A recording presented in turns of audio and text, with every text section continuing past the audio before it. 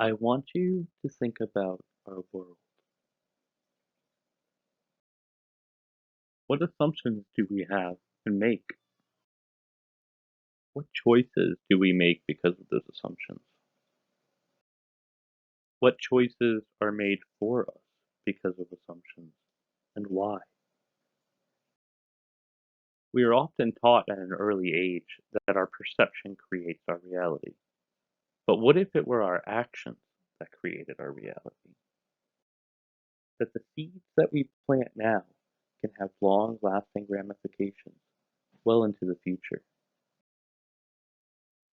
At an early age, we are told to fragmentalize our problems, to break them into smaller equations to solve them. But much like a broken mirror, when we attempt to put the pieces back together, the greater image is never quite right.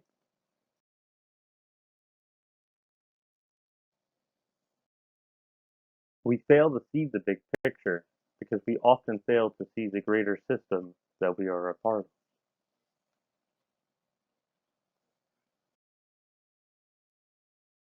In order to see systems, there are two primary fundamental aspects. First, identify patterns of interdependence, which is identifying linkages and interaction between elements that encompass a decision. If it were an equation, it would look like whole plus parts equals system.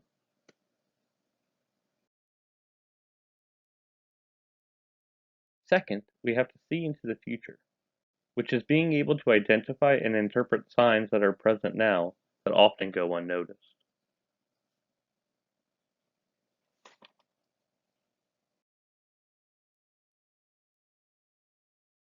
In order to identify how our actions affect our reality and to become learning organizations, we need five components.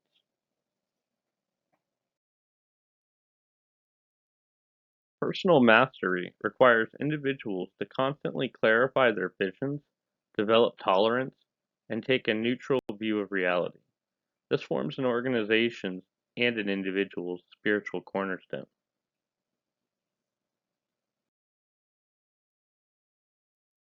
Mental models involve recognizing and scrutinizing your assumptions about how the world works, since these affect the actions that you take.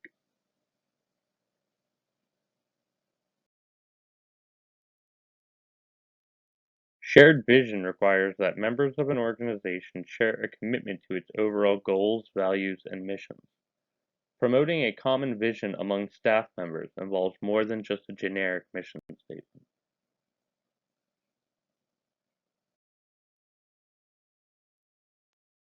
Team learning means that members of a group progress together.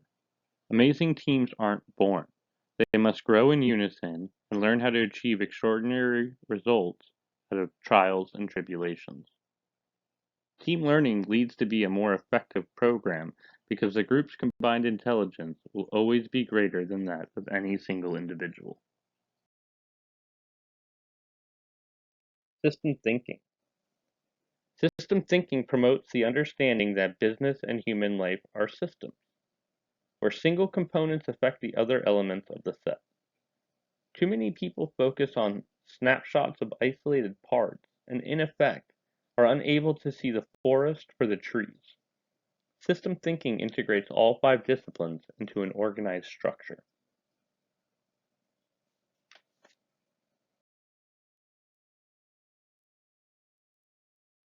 Each of the five disciplines can be conceptualized on three levels: practices, which are what you do;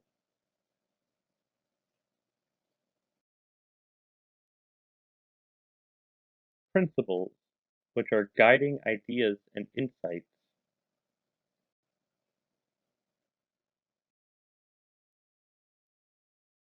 essences, which are states of being.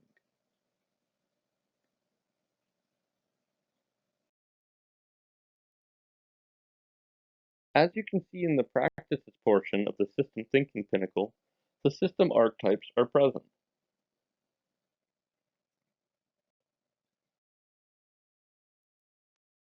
System thinking is used for us to understand how our most complicated problems arise.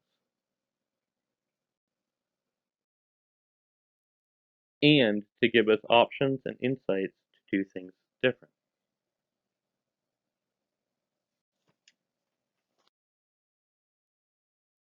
A central and underlying principle of system thinking is that behavior is directly influenced by structure, and that the 9 system archetypes express this structure. Take a minute to orientate yourselves with them.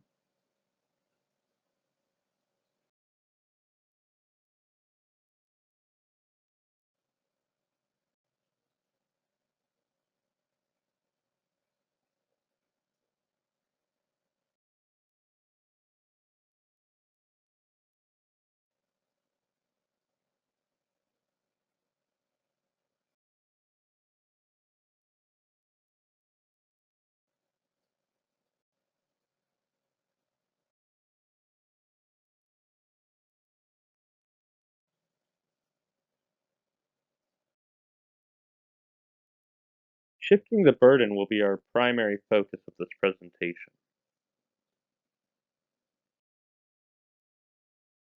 It is described as a short-term solution that is used which offers an immediate positive effect. As it is used more and more, the fundamental long-term solutions are used less and less. Eventually, the capabilities to provide a fundamental solution break down and an addiction forms for the symptomatic solution. As you can see from the structure, while a symptomatic solution offers an immediate positive result, it will eventually have side effects due to the failure to take the entire system into account, which will cost more resources long term. Inversely, there is a delay at the beginning for the fundamental solution. This is because there is a necessary meeting of the minds and a dialogue to understand the entire system. Whole plus parts equals system. Let's look at a few examples. Say you're an individual or an organization and you can't pay your bills.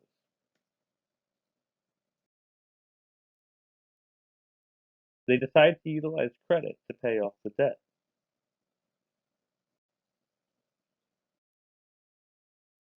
And while everybody is celebrating that the lights are back on, there is a side effect of a debt burden that becomes a reality. Let's look at this problem as a structure.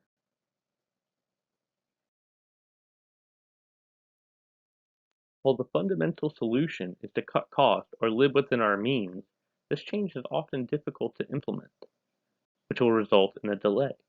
Conversely, solving the problem via credit just adds to our underlying problem of spending too much.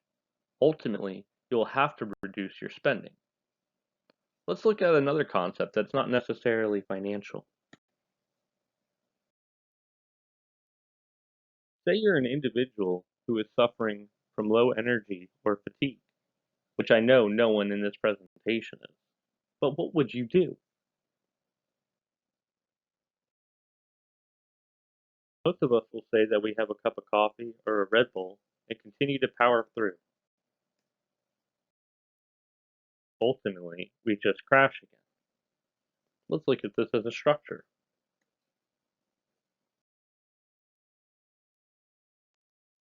As we can see from the structure, the fundamental solution would be to add energy-enhancing activities to our life, like getting a good night's rest and exercising regularly. But oftentimes, as with our society, immediate results are often required, and as such, humans tend to take the easier approach.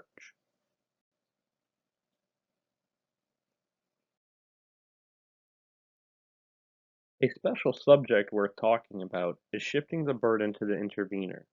This is when a third party solves a problem and does so successfully that the people within the original system become dependent on them. As the dependency grows, the original system's capabilities to solve problems internally atrophies. For example, say your HR department is having performance issues, which are actually starting to affect the rest of the organization. As a responsible manager, you decide to hire the best team to come in and get hiring and retention back on track. They come in and get rid of the old system and the problems go away. But now the original team has never developed the skills that they need to solve the problems going forward. Ultimately, a dependency will form for the third party's services. As a structure, this problem would look like this.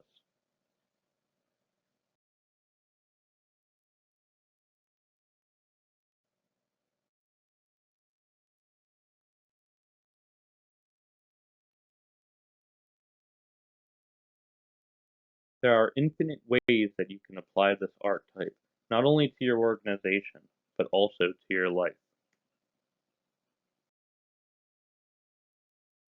The key to your success will be connected with your ability to understand how your assumptions affect your decision-making process and the overall big picture.